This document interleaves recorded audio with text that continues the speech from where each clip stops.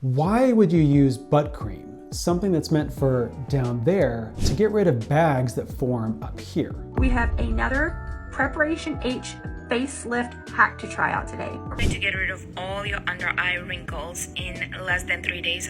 Preparation H hemorrhoid cream for under eyes. Preparation H really gets rid of your eye bags and dark circles. Another thing that's gone viral on social media. Right, so if you ever wanted to use a cream for your butt on your face. It sounds wild, but people on the internet promise this as some sort of miracle cure for puffiness around the eyes. As a board-certified eye surgeon, I've had patients come to me asking if they should be using hemorrhoid cream to treat bags under their eyes. Literally, I had this woman come in for a consultation about removing eye bags, and all of a sudden she's sitting in the room and she gives me this kind of sheepish look and reaches for her purse. She's kind of like fumbling around and pulls Preparation H out of her handbag, shows it to me and is like, "Will this fix my eye bags?" I mean, why are you even asking me? Why would you be here for a consultation if it fixed your eye bags already? Surprisingly though, there's a reason that this kinda works. I'll explain how people think this works, what the science says, and what the real dangers are that the viral videos are not showing you. Then I'll walk you through some professional treatments that can get you safe, effective, and long-lasting solutions. Let's forget the hacks and let's talk about real results. So why are people taking a cream meant for and using it for the most delicate skin on the body? To be fair, there is a sliver of logic that gives this myth kind of some legs. Many hemorrhoid creams, like Preparation H, have an active ingredient called phenylephrine. So what is phenylephrine?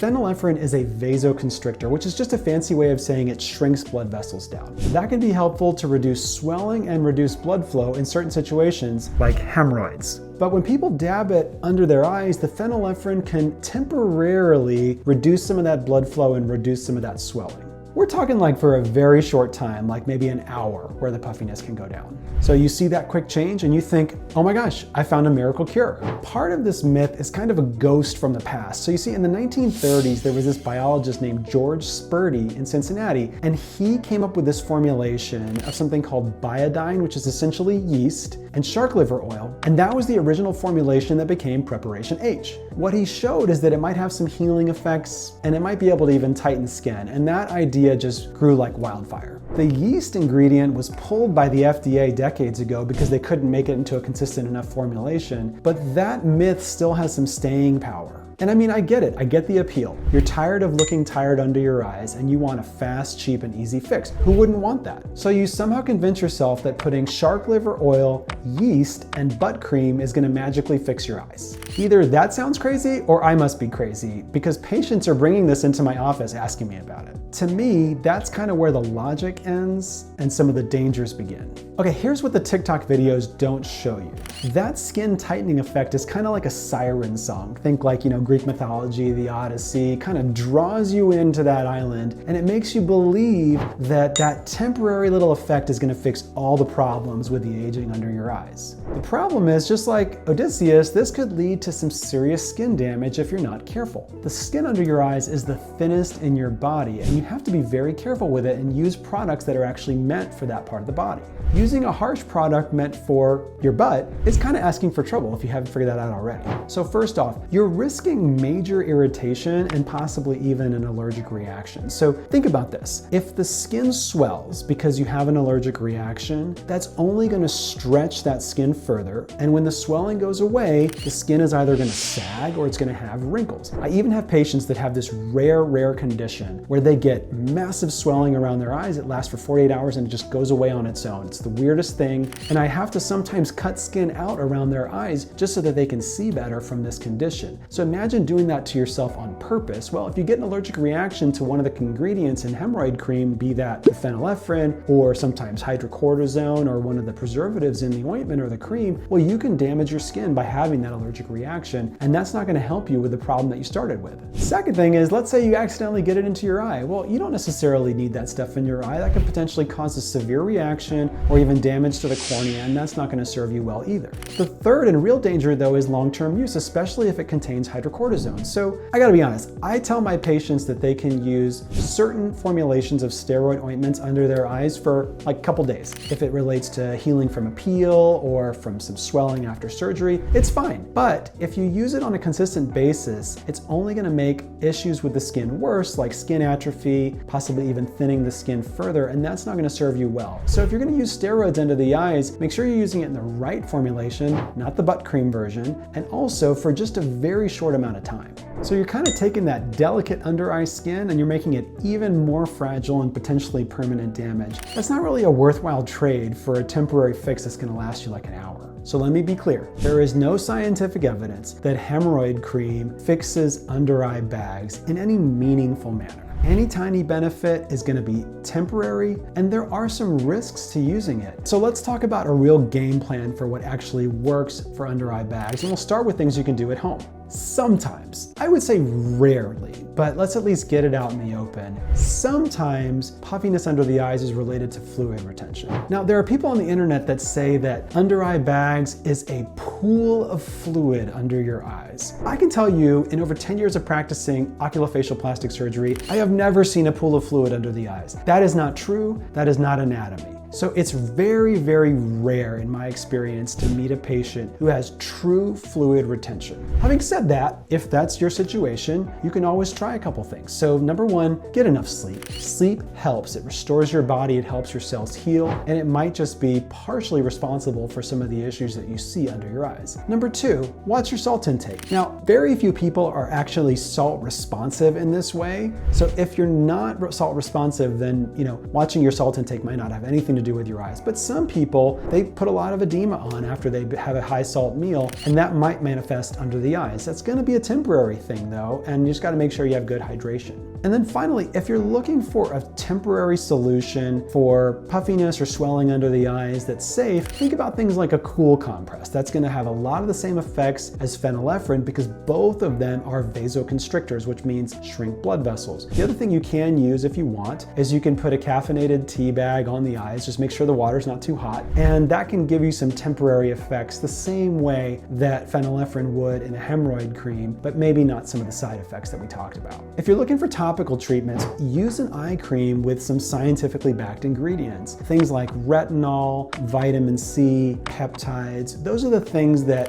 might help with skin quality, collagen, things that are gonna kind of help with how the skin looks, but not necessarily big issues like bags under the eyes or heavy wrinkles. If you've already got pretty good skin, topicals can help maintain that skin. They're not gonna fix that skin or fix bags under the eyes. So what if you've tried all of that and you're still not happy with the effects that it's having under your eyes? The issue might be more of a structural issue rather than like a surface level issue like skin quality, and that's where other treatments can come into play, things like fillers, lasers, or even surgery. So let's talk about some of those things. One of the most popular treatments for under eyes is filler, dermal filler. So what dermal filler is it's something called hyaluronic acid, which all of us have in our bodies. Basically what these pharmaceutical companies have done is they take this naturally occurring ingredient, they cross-link it to give it some structure so that when it's injected pretty much anywhere around the face, it keeps some of its shape in the places that we put it into. So the other thing that you got to realize is that under eye bags are usually a figure of how the light hits the upper area and then shadows down below. We call this the tear trough, the area where it shadows. So if you can give a little bit more volume under the skin in that area where the shadow is, well, when the light comes down, it's going to cast more uniformly. And that's why people have turned to filler treatments because, hey, they can be done in the office. It doesn't require you going under anesthesia. And in theory, they are reversible. Now, I'll tell you the other side of that coin though. I don't personally do a whole lot of filler anymore at all under the eyes. The reason is because my practice is mostly referral based and people come to me after they've failed filler. And I've just seen so many patients who just have this kind of chronic edema look from multiple rounds of filler, sometimes even only like 1 or 2 rounds, depending on what type of filler was used. And the skin can look translucent, it can look boggy, they feel like they always have fluid under their eyes and it has nothing to do with salt retention. It's because over time, The filler doesn't necessarily always go away completely or dissolve, it just loses that cross-linking. And then it kind of turns into mush, which becomes this kind of edema under your eyes, and it's not pretty. And I go in and I have to dissolve this over multiple rounds, and then we can even talk about maybe some surgical corrections afterwards. For filler, think about the results lasting months to maybe a year, but that long-lasting edema can really accumulate over the years, so just be cautious when you're considering filler. If your issue is more like wrinkles, where you don't like the texture of the skin, or you have some lines when your face is relaxed, you know, all of us have lines under our eyes when we smile, but if you have them even when your face is relaxed, well then that's like when something like a laser, this is an ultra clear laser behind me, can come in handy, because an energy-based device like a laser, like CO2 laser or ultra clear, which has a similar kind of effect profile as CO2, what that can do is it can essentially take off the top layer of skin, help build collagen, and I kind of like to think of it as like a nice paint job on your house. It's gonna make it look better, it's gonna make it shine and glow, but it's not necessarily gonna change the structural issues that might be contributing to the eye bags. So that brings us to the gold standard for giving a long-lasting and effective solution for under eye bags, and that is surgery. As an eyelid surgeon, this is my whole world. And the most common reason that people have under eye bags is for something called fat prolapse. So basically, all of us have fat under our eyes. It's actually kind of behind the eye socket bone. So if you feel your cheekbone, the fat is behind there. Over time, the tissue, there's like a thin membrane called the septum that holds that fat back behind the bone. Over time, that stretches, just like a lot of other things in our body. And that fat can pooch forward. Sometimes this even happens in younger folks in their 20s. It's just more of a genetic thing. When that fat is pooching forwards, when the light hits the fat, it casts reflection, and then it casts a shadow below it. And so what you get is you end up having light and then shadow, and that makes for the appearance of an eye bag or a hollow, dark area under the eyes. So it's the fat prolapse, the fat pooching out, that's often the cause of this. The second cause of under eye bags is that you don't have enough fat in that area where the shadow was. So the way I like to explain it to my patients is it's almost like, let's say you had a terrible city planner that didn't know what they were doing. They put a speed bump in the road, and then they put a dip in the road right next to it. So what would that mean? The cars would just fly right off of it. So in the same way, when you're sitting upright and you've got fluorescent light coming down on you, the light's gonna hit that fat, and then it's gonna shadow in that area where you don't have enough volume on your cheekbone, because we kind of lose some of that volume as we age, and then you're gonna get a really dark circle there because it's just careening over. So that's another way of explaining that the solution surgically is we want to create a little bit more harmony in how the light hits this area. We want there to be kind of equal volume all around here, partially by taking away some of that fat or moving it down, and sometimes by building up that fat through something called fat transfer surgery. So the surgery to move around or remove the fat is a very straightforward procedure where I go behind the eyelid in that little pink pocket there, so there's no incision on the skin. That allows me to get to that fat that's sitting above the cheekbone, and sometimes I can just slide it down to create more evenness, and sometimes I'm removing a little bit of it because I know I'm going to augment the areas under it with fat transfer. So those surgeries are called a lower blepharoplasty and a fat transfer surgery. Those are two components that are really key to the treatment of this area if you really want to remove or get rid of under eye bags. This is going to give you a more permanent fix that's actually going to fix the anatomy to give you kind of that rested, natural look after surgery that you had maybe in your youth.